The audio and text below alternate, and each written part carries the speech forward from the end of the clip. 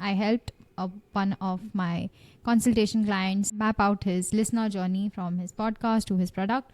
So, this case study is from a podcast that is meant for students, and the podcaster has his coaching services for students who want to get into Ivy League colleges, and he has a course which relates to that. The thing with this podcast is it was meant to serve students, and he is an indie podcaster. So if you are an indie podcaster and you're doing everything by yourself, basically, it becomes a natural thing that you lose sight of the bigger picture while producing episodes week on week, week after week, and getting lost in the details of creating content.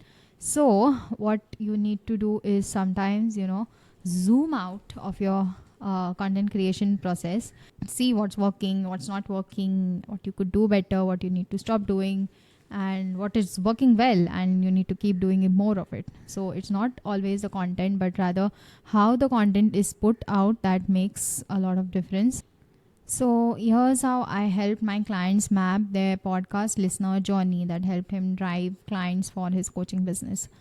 So we started by focusing on what hurt the most. So he had published over 85 plus episodes and he was not satisfied and was seeking actionable advice to improve the content of his podcast. I began by auditing his show, and one of the things that immediately caught my attention as a listener who didn't know the intent of the show, and it was difficult for me to navigate my next step. How should I go about communicating with this person? Because there were a bunch of CTAs floating around.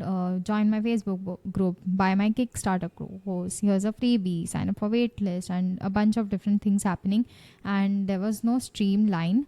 So we discussed a roadmap that would guide the listener to knowing, liking, and trusting the host, and how we could streamline the resources so that they could be better used to guide the listener from point A to point B to point C to ultimately signing him up.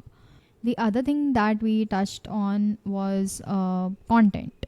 Initially, he was specifically creating his content episodes for the students. But what I also pointed out to him was, if it's a coaching business and these are students, they're not, even if they are the ones who will be getting coached, it is not their only decision, because they do not have the purchasing power.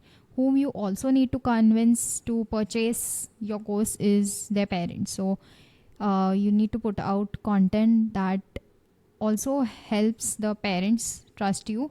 So this was one of the ideas, and we also discussed some additional content buckets that would help him drive engagement and establish authority, share wins, and help him become resourceful. So we did this, and then we also discussed how the content on the podcast page of his website could be better utilized. All in all, this is what it is. You have to know who your product is for. Are they responsible in the decision making? If they are not, who is responsible for the decision making? Then you need to also make it easy for them to understand the next step that they need to take in order to get in touch with you, whether it being signing up for a waitlist or getting on the Facebook group, following you on social media, whatsoever. So make it easy for them. It's not a bad idea to have 2 or 3 CTAs in your podcast episode or even in your show notes, but just make it clear. Just don't confuse them. So yeah, that's all. And then he integrated my recommendations, and Steve, who's the host of the show, shared a little about me. He says that Manali not only identified several opportunities for us to improve the reach and engagement of the podcast, but also followed up to make sure we understood and were able to integrate her ideas. I recommend her.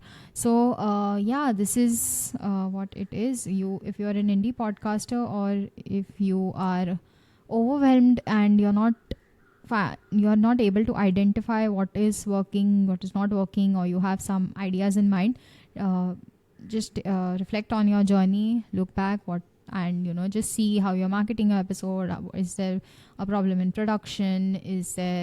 What are your listeners telling you? This is very crucial, because he had people who are signed up for his coaching who had listened to the podcast. So, getting feedbacks, testimonials from them is very crucial. So, yeah, that's all for today. If you are looking for ways to improve your podcast or need help with your podcast, I would love to chat with you. You can book a one-on-one meeting with me through the scheduling link that is in the description. If you like the video, subscribe to the channel for more on podcasting and content, and I will see you next time. Hey, if you have a podcast and want to grow your show, check out my ebook 7 Strategies to Grow Your Podcast, real case studies included. The link is in the description.